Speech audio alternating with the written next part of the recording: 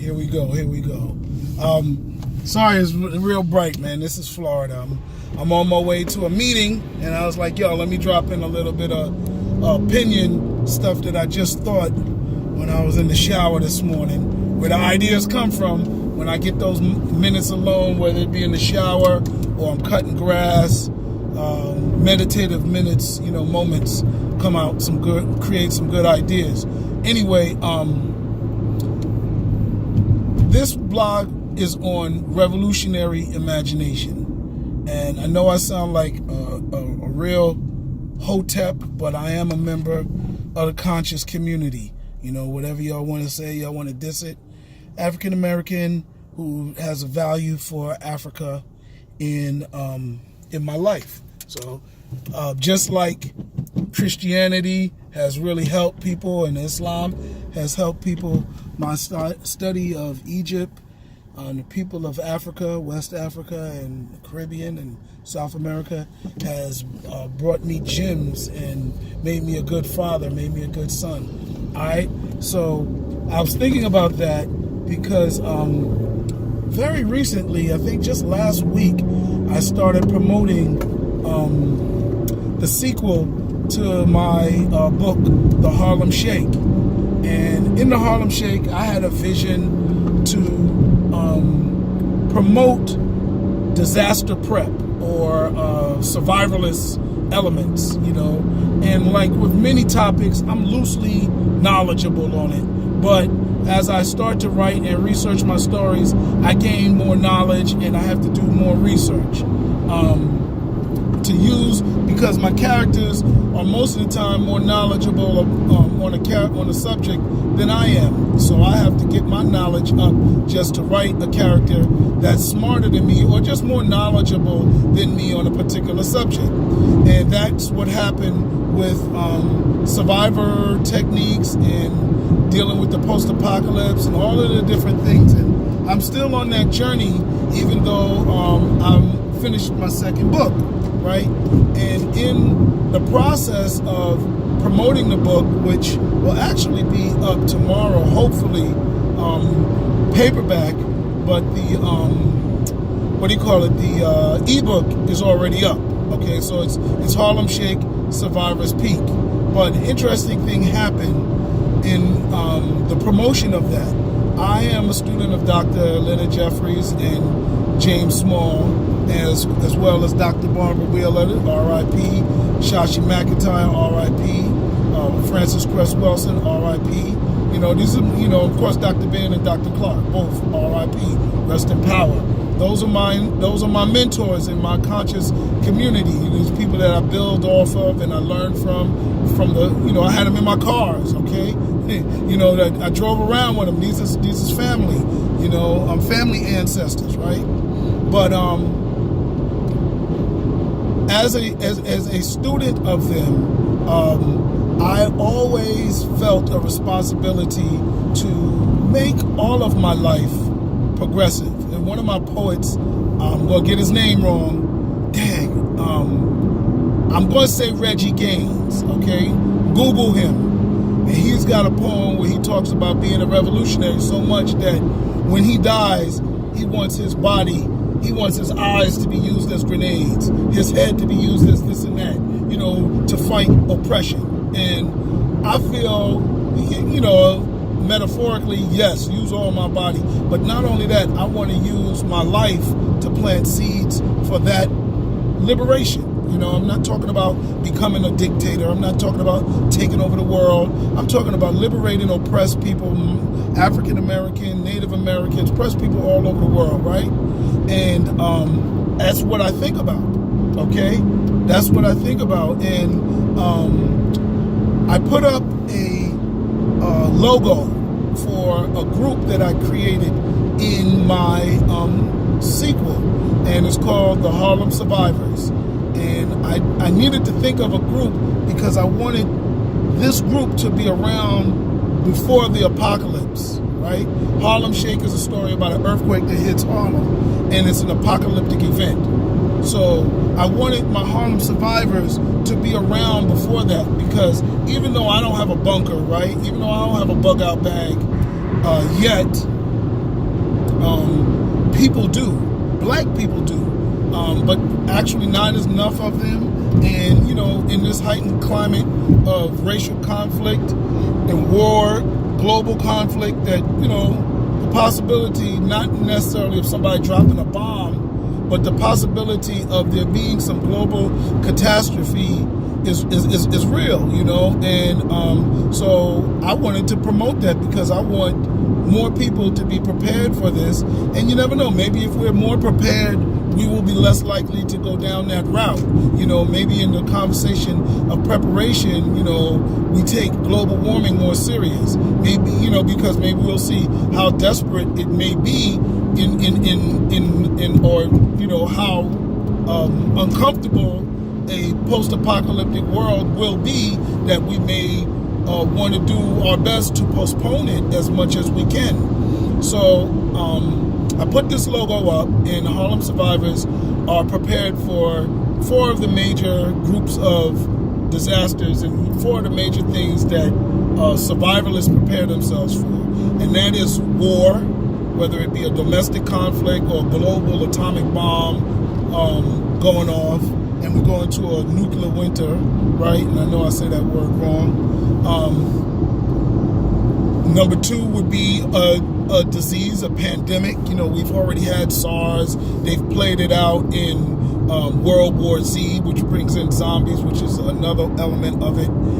They played it out in Planet of the Apes, the new reboot. But we've seen it, not necessarily Ebola or SARS, but something like that. Shoot, smallpox could come back, right?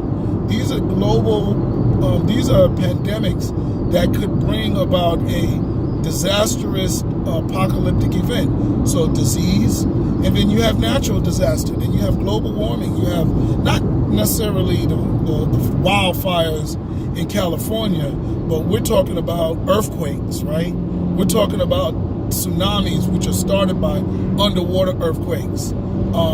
We're talking about the rising tides and the melting of the polar ice cap to the point where I live in Miami. Miami is gone, the ocean levels continue to rise.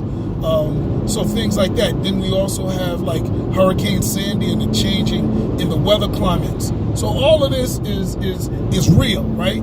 So on top of that reality, I put my fiction, and my fiction speaks to a group that is prepared for all of that. So what I did was write designed a logo and just dropped it. And people have been hitting my inbox up. I mean, I have 3,000 something friends, 3,400, 3,500 friends. But, first, they don't all see my posts. And sometimes random. And even if you pay for that thing on Facebook, everybody doesn't see it. But I put it on Instagram and I put it on Facebook. And people have been hitting me up. Yo, that's really a cool event. I've gone, when you're creating a world, right? I've written about planets, other planets. I've written about different time periods. So I've had to create full universes. So modifying the world that we live in is a piece of cake, or small to me when I had to think of different languages. I had to think of different ecological systems and things like that, governments and structures. So that's not a big deal. So thinking of an organization like the Harlem Survivors, shoot, I gave them a uniform, which I'll be selling. I gave them a whole lot, I gave them a logo, I gave them a pledge, all of that stuff, and it's all in the book, but it's part of the fictional element of it. Now, it just turned out that people have started responding to what I created for a fictional element. Not just the name Harlem Survivors is resonating, but the logo is resonating, and then the concept of it is resonating. So why do I say that? Why I did this whole blog and went backdoor to kind of outline all of that stuff? Well, one, I have an L. Ron Hubbard complex, and you say, well, L. Ron Hubbard, right? L. Ron Hubbard is the guy who created Scientology. How did he create Scientology? He had written over 200 science fiction books. They don't even want to consider factor him in when they talk about great science fiction writers, but he certainly is one of the great because his volume is just incredible. And what happened was he started writing about these elements that he put together in Scientology. That's why they use Battlefield Earth, which is a horrible movie, but it is the basis for his Scientology as an element in Scientology. So he wrote fiction so well that it became fact. And years after he died, his organization is still alive. Not only are they taken from a fictional fiction writer, but they got church status. So now they're respected as a religion. Okay, so that's powerful. And why do I say I have an L. Ron Hubbard complex?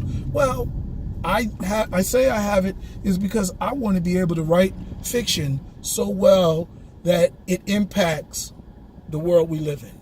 Now, I am not trying to write a religion. That's far beyond what I want to do. My goals are very small. I want, like I do with this series, The Harlem Shake, to get us to start talking about things that are useful to us, but that we're not really talking that much about. And in the process, it's fun. I can do anything and be fun with it. I was the most entertaining student leader, youth advisor for real organizations. You know, my son is an A student. I'm a fun father. We play video games together. So I'm not a dragon parent, you know. I'm not this robotic parent that seems like there's something that you have to be, you know. So even when it comes to my works of fiction, they may seem very simple. They may be seeming fun, right? My movie Gold Digger Killer, it still has raised the conversation of how we deal with each other, this rape culture that we're in. You know, I can say rape culture, but they don't say it in the movie. But the movie raises the issue of rape culture in a very entertaining way. So